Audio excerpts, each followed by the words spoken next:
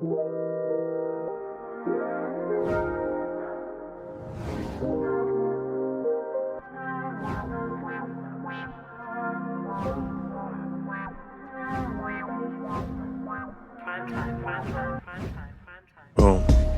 We are here. We are here. We are here. We are here. If you're listening, rate, share, subscribe. Turn me down a little bit, please. If you hear me, rate, share, subscribe. Give us a comment. Leave us a comment. Share with your friends. We want to connect with you. That's all we're trying to do, We're just connecting. Say the same bullshit every time. Don't get tired of saying the same bullshit sometimes, But let's say it's branding, right? This is what we do. So let's touch down. What's been going on? What's been going on in the world? They're trying to cancel Joe Rogan. You see this? Trying to cancel Joe Rogan for saying the N-word. I'm going to give my opinion on that really quick. Not that anybody cares, but so I've been listening to Joe Rogan for years now, probably 5 years now, and I've heard him say the N-word on his podcast, and Louis C.K. said it too. You saw that stand-up special where Louis C.K. said it too. And so here's my logic. Comedians are supposed to say everything. I saw Bill Burr this weekend. I'll talk about that. But comedians are supposed to say everything. They're supposed to say everything that we're not supposed to say, that the average person's not supposed to say. Even me, as doing this podcast, I feel like I'm supposed to say everything.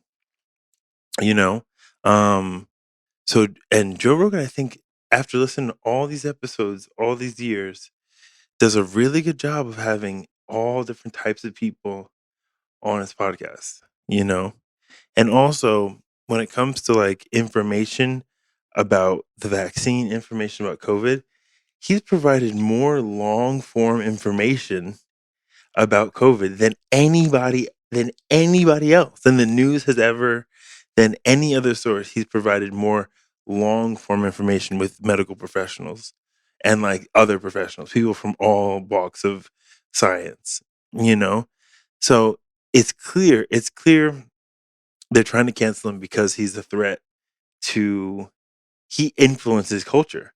He's 11 million people who listen to him on a regular basis. His show is larger than every single talk show on television. That's a lot of power.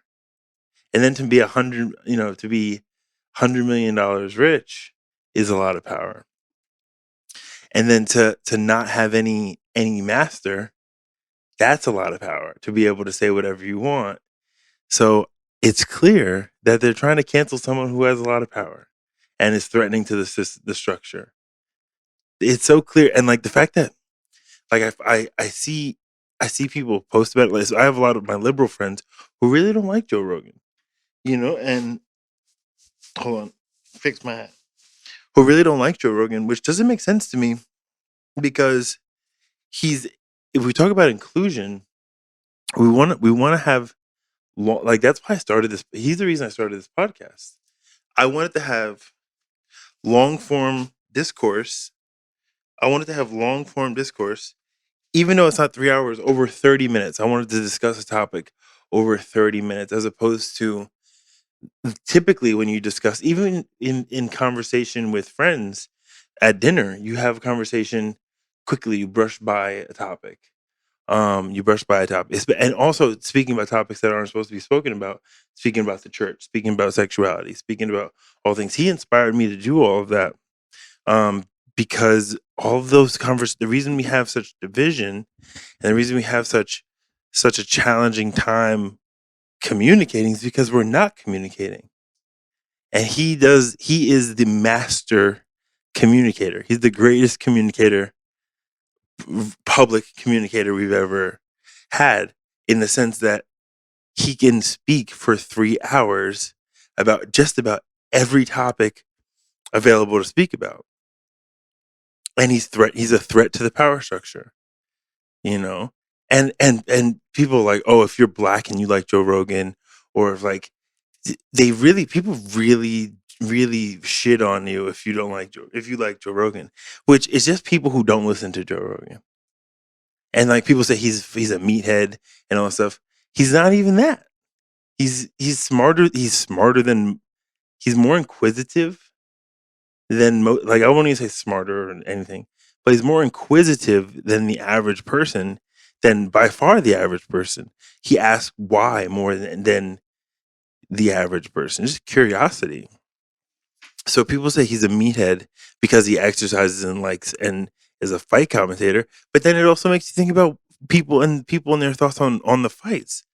Fights are literally people who have mastered multiple levels of martial arts and are fighting and are doing the most dangerous job that they can do, where you can die or be beat the fuck up in how many different ways can you get beat the fuck up and you know what I mean? So even people thinking that fighting is for meatheads is crazy.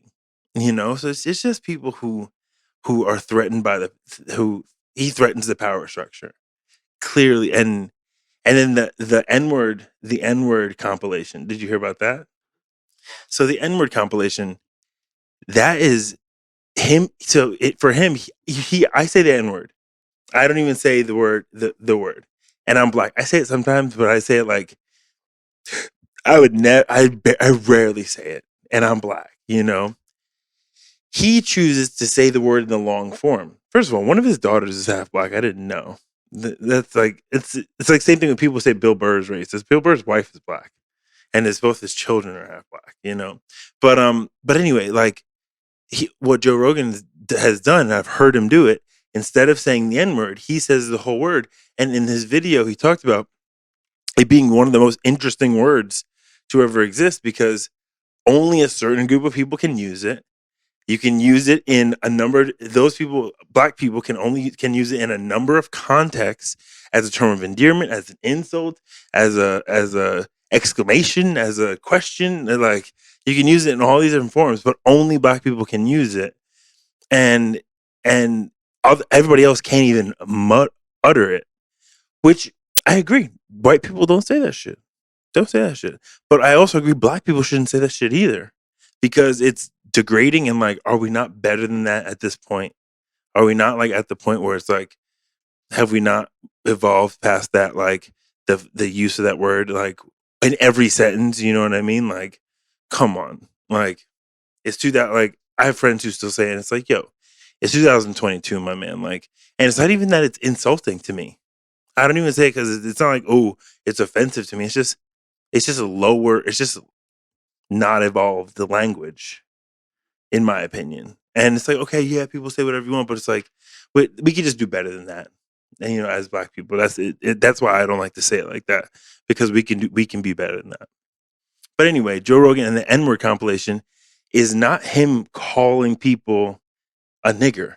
It's not him calling people. It's not him like using it as a derogatory comment. He's just saying the word. And that's what, and that again, look how interesting that is. Just saying the word can like ruin your life. So that's my logic on the Joe Rogan thing. Is just simply trying to cancel someone who threatens the power structure, and is cannot be controlled. And Spotify's backing him up. That's you know, so it's very interesting. I don't really talk about current events anymore, but we probably should talk about more current events. I think I should. But anyway, so last month we get to business. A lot of fish to fry. So little time to cook it. Last week the theme was honesty. We're just getting in the groove. We're just getting in the groove of the monthly themes. We're just in the monthly like overlays. We're just getting the grooves. First month was honesty. We didn't stay on track, but we stayed loosely on track, right? Like it was loose, you know. I tried to be very honest. I tried to be very candid with what I spoke about. Some of the podcasts I thought I wouldn't even want to put out, and I put them out anyway. So I thought I was pretty honest, and the guests we had on were honest, and there's a lot of good conversation. A lot of good conversation. So the second month is hope. February is hope. And I've said on the podcast that we're in the hope business. That's what this podcast is. And it's literally like the Joe Rogan thing. If Joe Rogan can make a podcast and say whatever he wants and utilize his freedom of speech, then so can I. And that's ultimately what I think of in my whole lane as like my role here is if I can do it, you can do it. That's why, I say um everybody we're supposed to niche down. Like in business, you're supposed to niche down. Like who do you work with? Who do you work with? I work and there's like this whole like saying like I work with men who do. It's like a whole like statement that everybody's supposed to make, that everybody in the business is supposed to make of like your elevator pitch. Who do you work with? In less than 30 seconds, tell me what you do. And I can do that. I can do that. I'm not going to do it right now. But the one thing I'm an expert at is transforming your life, is changing. So I was laying down the other night and I even said to myself and my friend, I said, I'm not doing enough to progress forward. And that's the way my mind works all the time. If I'm like either I'm getting better or I'm not doing my job. So that's what makes me, and that's where I feel like my expertise is transformation. And by me understanding transformation so intuitively and so intimately, I can teach and facilitate other people's transformation. That's what I do for work. And that's what I do not only for work, that's what I do for work. And we're going to go back into hope. Is to facilitate other people's transformation and to provide them with the tools. I'm not transforming anybody, but I'm providing people with insights to transform themselves. So but with my transformation, because before, let's talk about what it was like. I was a lying, cheating, stealing, drug addict, drug dealer, abusive man, sex addict. Like that's what I was before, and now I'm not. And now I'm quite the opposite. Now I'm quite the opposite. I'm a father. I'm a business owner. I'm of service. I I make, and my mission in life, everything that I do is to make an impact on the world around me in a more positive place. Someone asked me, I asked myself, what's my vision for the world? Is to leave the room better off than it was when I found it. And that's gone from a complete taker in the world to a complete someone who's trying to become a complete giver, which I'm selfish as fuck. So this is not something I've mastered, but it's my aim and it's my vision. So being something different and shifting into something different is what I practice every day. And by me continuing to progress, that is me mastering my craft. So let's tie this into hope. This month is about if you can be something different, if you can show up somewhere a different way.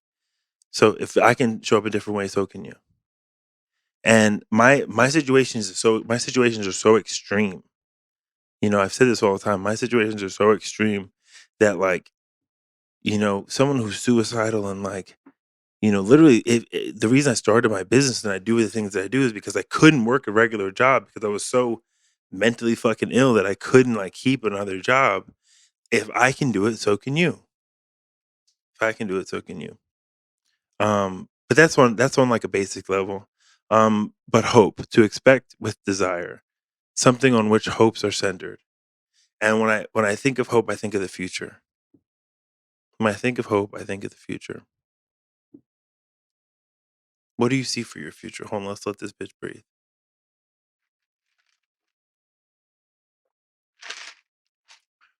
So what do you see for your future? What's your vision for the world? It's a question I ask all the time. And I told in the men's group that I facilitate, I said every time I facilitate, I'm gonna ask I'm always gonna speak about vision. And I'm always gonna ask about what your vision for the future is.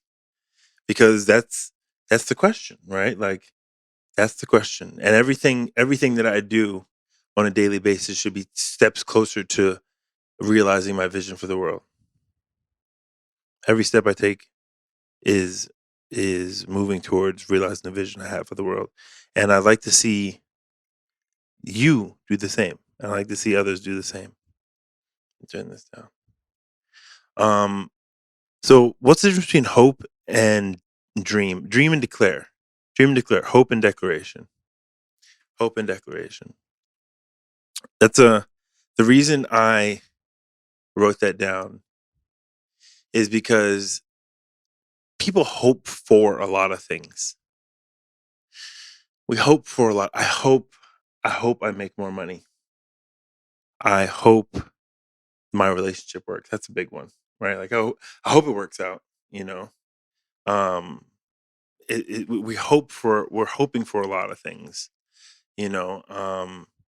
And hopes and dreams are synonymous, right? Hopes and dreams. Like, my dream is to one day X, Y, and Z. My hope for my future is to one day my, it's open ended.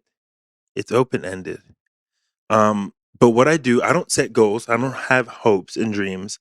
I have visions and declarations. That's what I have, is visions and declarations. What do you see for your future? Whether it be family, whether it be family, like what do you see in relationship, right? Like, I see myself owning a home. I see myself with my son. I see myself with a beautiful home. I see myself with a family structure, healthy family structure. I see this for myself. This is my vision. What do I see for my vision? What environment am I creating, and what vision do I have for the world around me? Leave the world a better place than it was when I started. To create an environment of X, Y, and Z, joy, presence, hope. Um, just it's vision for the world, but it's not. They're not dreams for the world. They're visions for the world. I already see them, and then to see them clearly ahead of you, and then that they will be. To declare that they will be is already saying that you'll have it. It's a saying that you're going to do it. Saying that it's already yours. Like, this is mine. A healthy family structure is something that I am creating. That is my declaration. I don't hope for it. That's what I'm going to have. That's what I'm declaring for my life.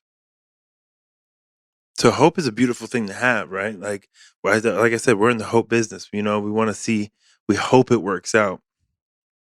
But I declare things over my life and declare things over other people's lives.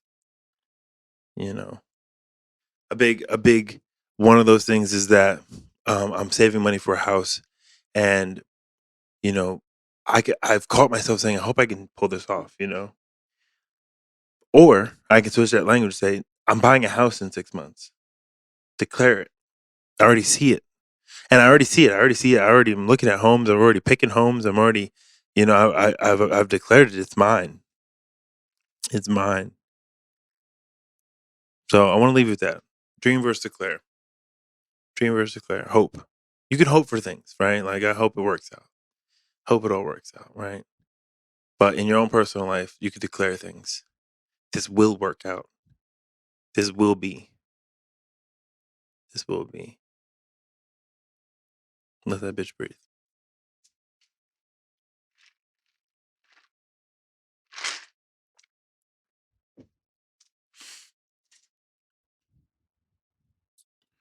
So when we tie hope back to you can, so I can, so you can, your story uniquely qualifies you. Your story uniquely qualifies you. My experience, my experiences over the last 32 years have uniquely qualified me to do this podcast. Like, my cousin said to me one time, we were working on my book. I was interviewing him for my book, and he's like, Eric, it's crazy. Your life is nuts, because everything that you've done over the last, 20 years has set you up to do exactly what you're doing right now. If I didn't live the life that I live, would I be able to come on the microphone and speak about all the things that I'm able to speak about? No. So do I have regrets? Like, are there regrets about some of the decisions I made? Of course.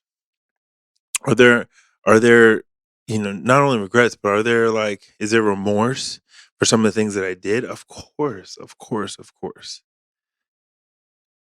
But I'm able to speak on things and advocate for people that other people cannot, and speak on things that other people cannot, because I've experienced them so intimately. The way we treat women, right? This is a big one. The way men treat women.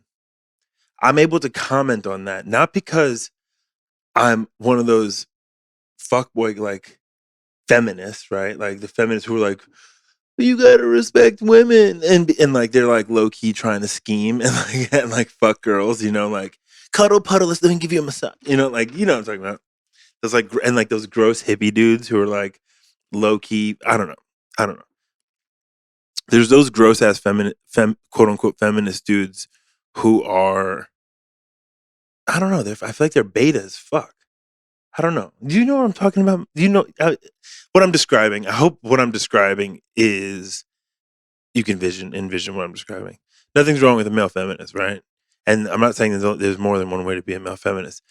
But for me, when I talk about respecting women and the way women are treated, I'm speaking from a place of a dude who treated women poorly. And I'm speaking from a place of like, I know about gaslighting and I understand how like the idea of like this story I use all the time. The idea of a man telling a woman everything she wants to hear. They call it love bombing. Now you've heard of that phrase? It's called love bombing. Texting every day and telling them great things and gassing their head up in order to sleep with them. So the idea of like love bombing a woman and telling them all the great things and gassing them up and all the promises in order to sleep with them, in order to sleep with them. And then once you sleep with them, you bounce or ghost them. The idea of ghosting women. How savage. That's like fucked up, dude. That's fucked up. So that those ideas and those concepts are only concepts I speak on being so fucked up is because I've done them and I've really like thought about the impact that's had on someone's psyche. So this ties into like, so if you so when it comes to being emotionally abusive, I don't even need to go down the list. Like I speak on when it comes to being violent, when it comes to understanding violence and quote unquote street life, what that life was like. I can only speak on it because of the story the story of my life. So I want to tell you your story uniquely qualifies others to provide hope. And your story doesn't have to be as extreme as mine. Your story, I know people who are coaches who work with women through divorce. Through divorce. I have a friend of mine who does womb healing, and she can work closely with what she can work closely with women who have had miscarriages because she's experienced that tragedy. Your story uniquely qualifies you to serve others. And that's actually very empowering. It's shifting into an empowering interpretation in life, as opposed to life happening to you. As opposed to life happening to you, life's happening for you and happening for others. What happened, quote unquote, to you has happened in order to make you able to serve the people around you and impact the world around you. How would you on time? 20, 25. Beautiful. We're gonna be quick today. But your story uniquely qualifies you to serve others. So life's not happening to you, life's happening for you and happening for the world around you. Let that bitch breathe.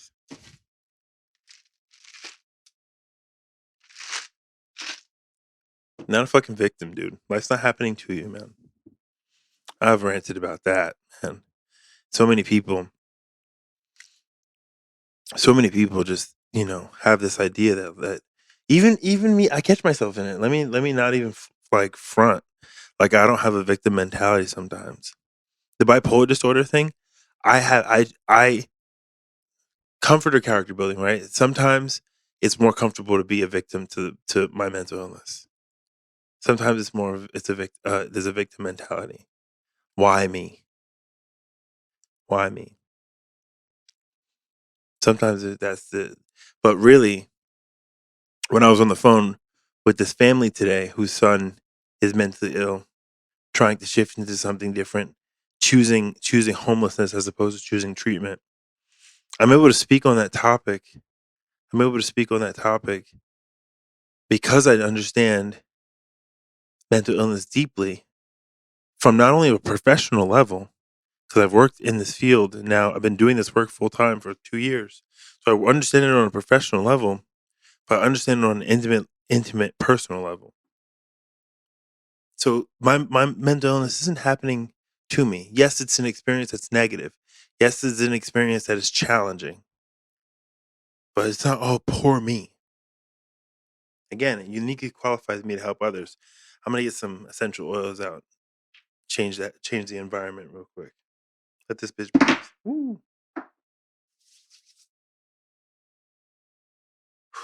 Big deep belly breath.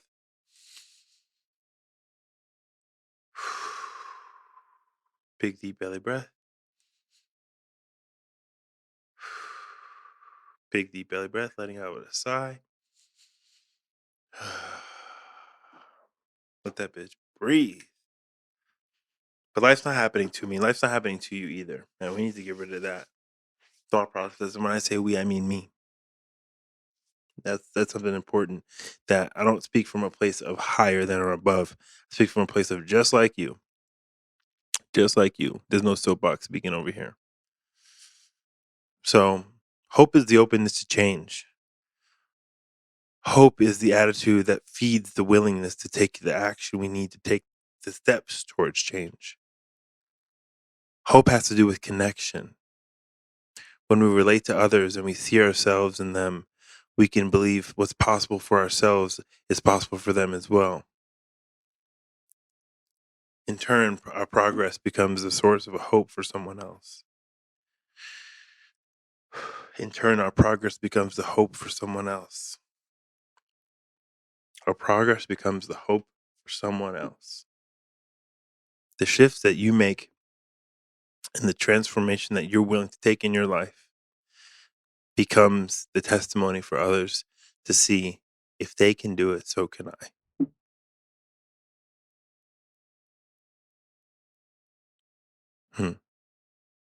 Where do you want to go? Where do you want to go in your life? Let's go back to vision. Where do you want to go in your life? Ask yourself, what do I see for my life? And are you hopeful for it, or are you declaring it? Are you hopeful for it, or are you declaring it? I declare another 15,000 downloads this year. We can do that. It's doable. I'm declaring 15,000 downloads this year. I'm declaring 400K in the corporation this year. Declaring it. I'm declaring a healthy relationship this year. Declaring it. I'm declaring moving into my new home this year. I'm not hopeful for it. I see it already. It's already mine. It's already mine. If you see it, it's already yours. If you're setting declaration. Your progress becomes a source of hope for someone else. I'm going to leave it there. We're out of here. If you're listening, rate, share, subscribe. If you're listening, you could also watch BigMood TV. Share the podcast. We want to connect with you. We're out.